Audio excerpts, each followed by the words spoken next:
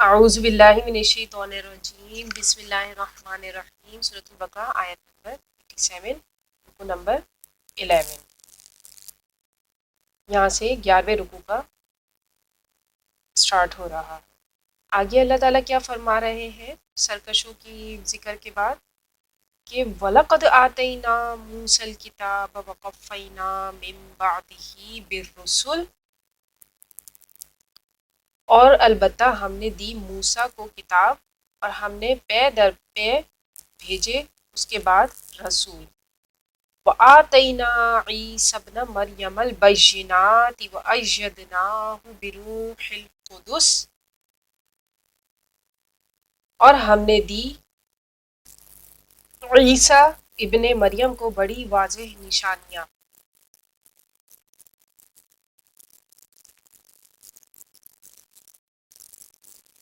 أَفَكُلَّمَا جَاءَكُمْ رَسُولٌ بِمَا لَا تَهْوَىٰ أَنفُسُكُمُ اسْتَكْبَرْتُمْ فَفَرِيقًا كَذَّبْتُمْ وَفَرِيقًا تَقْتُلُونَ، اور ہم نے مدد کی ان کی روح القدس کے ساتھ، پھر بھلا کیا جب بھی آیا تمہارے پاس کوئی رسول وہ چیز لے کر جو تمہاری خواہشات نفس کے خلاف تھی تو تم نے تکبر کیا، پھر ایک جماعت کو تم نے جھٹلایا اور ایک جماعت کو قتل کر دیا۔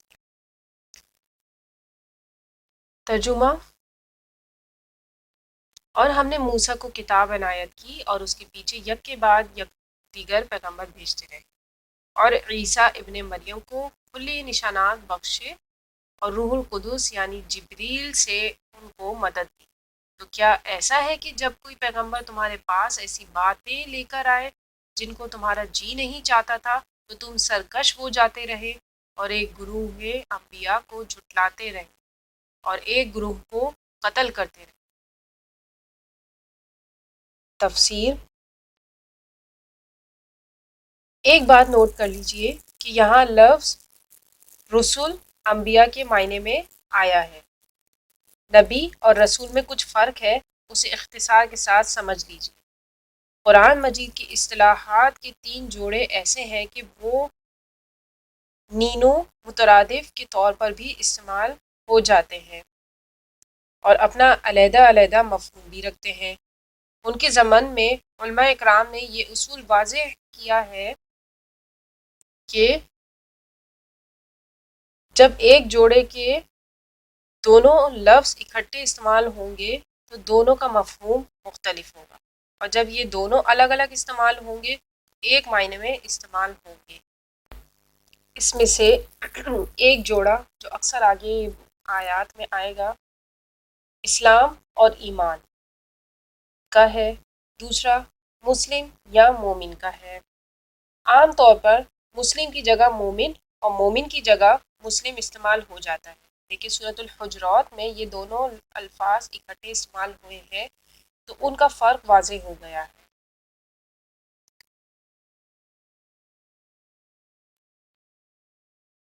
آیت نمبر 14 سورۃ الحجرات میں کہتے ہیں کہ ہم ایمان لے آئے ہیں، ان سے کہیے کہ تم ہرگز ایمان نہیں لائے ہو، البتہ یہ کہو کہ ہم نے اسلام قبول کر لیا ہے۔ اسی طرح جہاد اور قتال کا معاملہ ہے، یہ 2 مختلف الفاظ ہیں جن کا مفہوم جدا بھی ہے لیکن ایک دوسرے کی جگہ بھی آ جاتے ہیں۔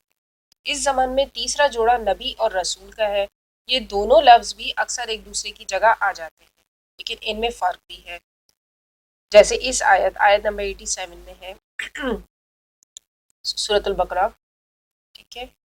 تو ہر نبی رسول نہیں ہوتا، ہر نبی رسول نہیں ہوتا، البتہ ہر رسول لازماً نبی ضرور ہوتا ہے۔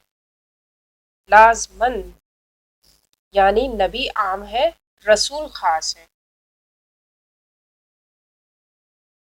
نبی کو جب کسی خاص قوم کی طرف معین طور پر بھیج دیا جاتا ہے تب اس کی حیثیت رسول کی ہو جاتی ہے۔ اس سے پہلے اس کی حیثیت انتہائی اعلیٰ مرتبہ پر فائز ایک ولی اللہ کی ہے جس پر وحی نازل ہو رہی ہے۔ عام ولی اللہ میں اور نبی میں فرق یہ ہے کہ نبی پر وحی آتی ہے، ولی پر وحی نہیں آتی، لیکن کسی نبی کو جب کسی معین قوم کی طرف مبعوث کر دیا جاتا تو پھر وہ رسول ہوتا تھا.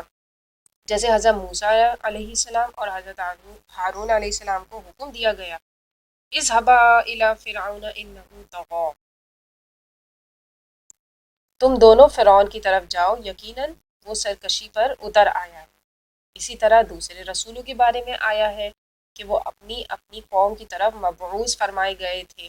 مثلا وَإِلَى مَدْيَنَ أَخَاهُمْ شُعَيْبًا سورۃ الاعراف آیت نمبر 85، اور مدین کی طرف بھیجا ہم نے ان کے بھائی شعیب علیہ السلام کو. یہ فرق ہے نبی اور رسول کا. اسی اعتبار سے ہر نبی ہر حال میں نبی ہوتا تھا، لیکن اسے رسول کی حیثیت سے ایک اضافی ذمہ داری اور اضافی مرتبہ عطا کیا جاتا تھا. نبی اور رسول کے فرق کے ضمن میں ایک بات یہ بھی نوٹ کر لیجئے کہ نبیوں کو قتل بھی کیا گیا ہے، جبکہ رسول قتل نہیں ہو سکتے. اللہ کا فیصلہ یہ ہے کہ لَأَغْلِبَنَّ أَنَا وَرُسُلِي سورۃ المجادلہ آیت نمبر 21، لازماً غالب رہیں گے میں اور میرے رسول. چنانچہ جب بھی کسی قوم نے کسی رسول علیہ السلام کی جان لینے کی کوشش کی تو اس قوم کو ہلاک کر دیا گیا اور رسول علیہ السلام اور اس کے ساتھیوں کو بچا لیا گیا. لیکن یہ معاملہ نبیوں کے ساتھ نہیں ہوا. حضرت یحییٰ علیہ السلام نبی تھے، قتل کر دیے گئے، جبکہ حضرت عیسیٰ علیہ السلام رسول تھے، لہٰذا قتل نہیں کیے جا سکتے تھے. ان کو زندہ آسمان پر اٹھا لیا گیا، جو قیامت سے قبل دوبارہ زمین پر نزول فرمائیں گے. بے شک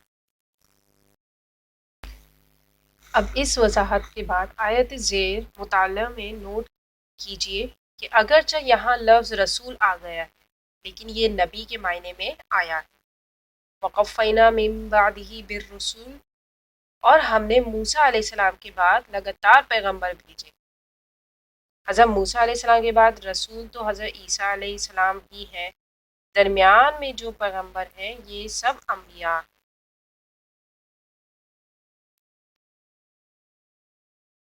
معجزات جس قدر حضرت مسیح علیہ السلام کو دیے گئے ویسے اور کسی نبی کو نہیں دیے گئے.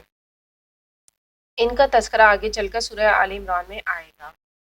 وَأَيَّدْنَاهُ بِرُوحِ الْقُدُسِ، حضرت عیسیٰ علیہ السلام کو حضرت جبریل علیہ السلام کی خاص تائید و نصرت حاصل کی.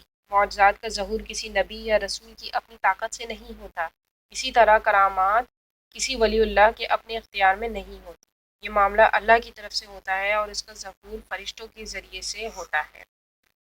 انبیاء و رسول کے ساتھ یہود نے جو طرز عمل روا رکھا، خاص طور پر حضرت عیسیٰ علیہ السلام کے ساتھ جو کچھ کیا، یہاں اس پر تبصرہ ہو رہا ہے کہ جب بھی کبھی تمہارے پاس کوئی رسول تمہاری خواہشات نفس کے خلاف کوئی چیز لے کر آیا تو تمہاری روش یہی رہی کہ تم نے استکبار کیا اور سرکشی کی. وہی استکبار اور سرکشی جس کے باعث عزازیل ابلیس بن گیا. اللہ کے رسول چونکہ قتل نہیں ہو سکتے تھے لہٰذا یہاں نبیوں کا قتل مراد ہے.